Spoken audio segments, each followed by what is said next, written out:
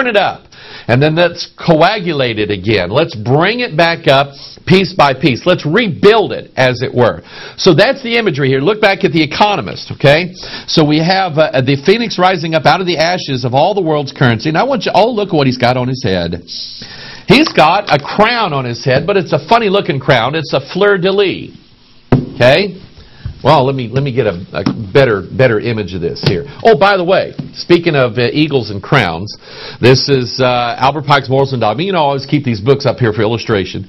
And here we have on the front of this, we have a double-headed eagle, and it's got a crown on it. Okay, that denotes a king that's going to rise up one of these days. That's what that is.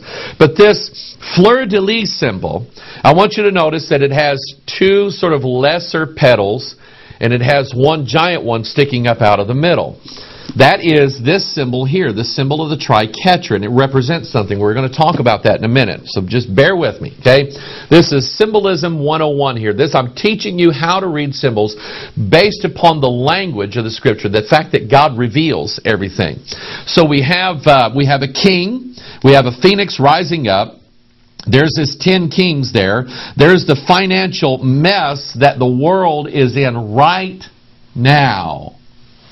Okay?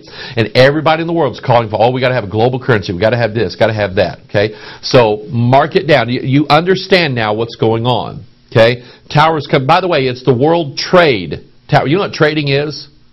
Buying and selling. Okay? That's what it is.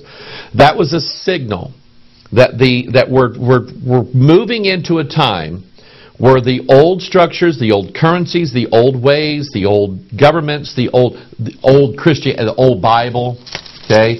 We don't want the old King James.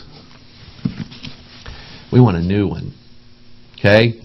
Everything old is being disintegrated, destroyed, burnt, down to ashes, so that we can build a new one in its place. What has happened? What has happened in churches? Even what used to be fundamental churches, what happened? Okay? They were always on the King James Bible. Okay? Something changed. Very subtly. Well, we use the New King James. Same. It's the same. It's not saying anything that really. So if you're looking in the King James and you find the word hell all these places, then you look in the New King James and you don't find the word hell. I mean, it's in there, just not as often, like 22 times less in this Bible that you'll find it there. It's not the same. It's different. A new one has replaced it. It's in its place is what it is. Okay? So just think about the imagery of all this. And it's going on right in front of our very eyes. Okay? Now, why does this have to happen? Why is it that the One World Trade Tower has to make news headlines on this particular day? Why does that have to happen? Well, remember, I mentioned that May 1st, on a normal calendar, would represent the 121st day of the year. Okay, that's what it would represent. Now, what is that? What in the world is that? Okay, that breaks down to 11 times 11. We're going to see the symbolism very quickly of the number 11. Think of 9/11. Think of Revelation 9, verse 11. I mean, think about that. Think about that concept right there. The imagery of the number 11, Tower of Babel. Okay, Tower of Babel. Think about that. So May 1st would be, in a normal calendar year, the 121st day of the year, but not this year. This year, leap year, we stuck another day into February, and so now that puts everything ahead. So instead of May 1st being the 121st day of the year, in fact, let's go back for a second. We can look at, let's see, Barack Hussein came out last year and said, oh, we killed Obama. Okay, we got him. He's dead. He announced it. They killed him days before. He announced it May 1st. Okay, May 1st, 121st day of the year. George Bush, okay, does the same thing. Flies out, and you remember on that aircraft carrier, flies out on May 1st, stands there and says, yeah, we won the war in Iraq. Okay, we got them. Okay, well, that was a little premature, wasn't it? Okay, but it had to be on that particular day, the 121st day of the year. So April 30th, 121st day of the year this year, that's 11 times 11. We mentioned Adam Weishaupt. Adam Weishaupt was, he was a Jesuit priest, Roman Catholic. You know, the good guys, right? Okay? Jesuits are like the CIA of the Vatican. They know all and see all. Okay? That's their job. Their job, they have an agenda, and it's not to make everybody in the world a good Christian. Their job is to grab as much power as they humanly can and not stop until the entire world is ruled over by Rome. That's their job. That's what Ignatius de Loyola started. So here we have a Bavarian Jesuit priest by the name of Adam Weishaupt. Okay, so he's Bavarian. So he's Adam Weishaupt. And Adam Weishaupt started an organization called the Order of the Illuminati, or which the Illuminati simply means we've been illuminated. Okay? We see the light.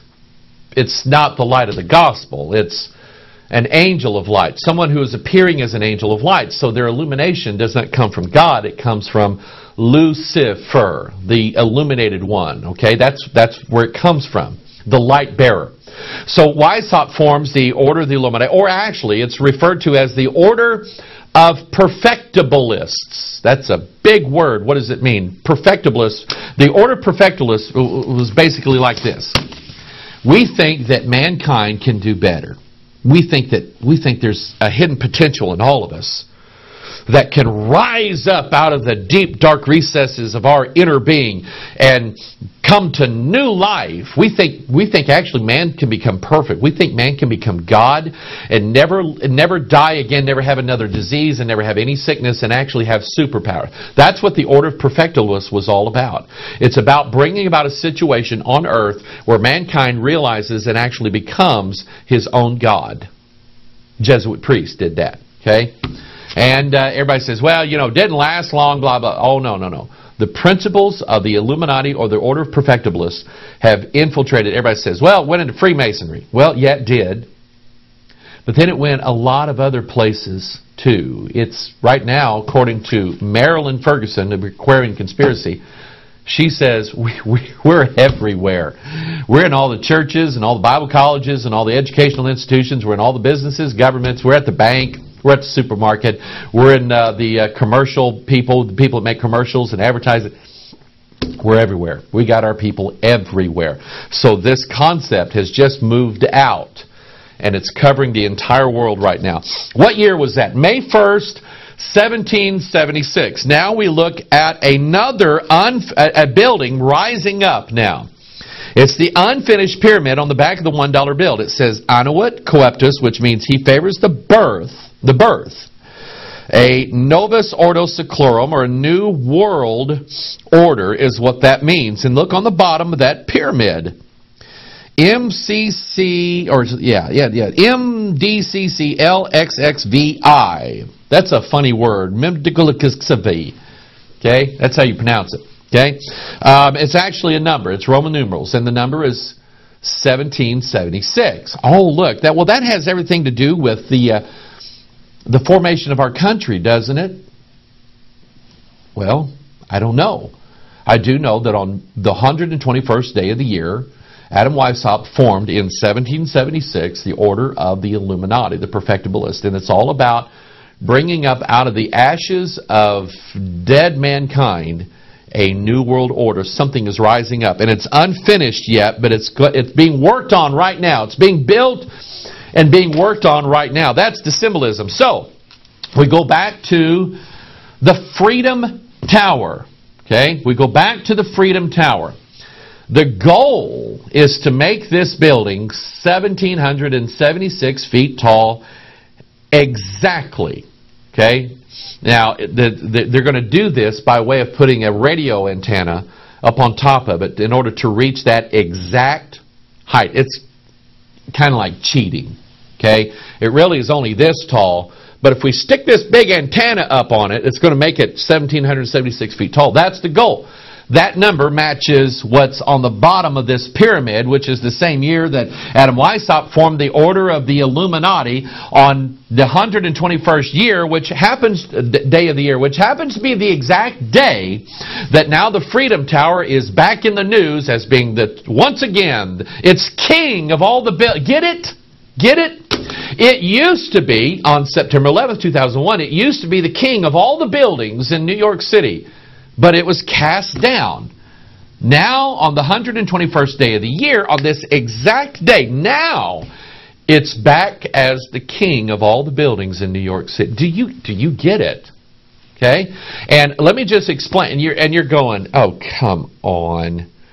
You mean those workers and those architects and the crane operators and the outfitters and everybody else, the iron workers, everybody, they all gathered together in the huddle and they said, listen, when we build this thing, we need to make sure that this thing rises up above the Empire State Building on exactly April 30th, 2012. Everybody, are we in? Yeah, no, shh. Don't tell anybody. It's a secret. Oh, no. That didn't happen. It didn't happen. Okay?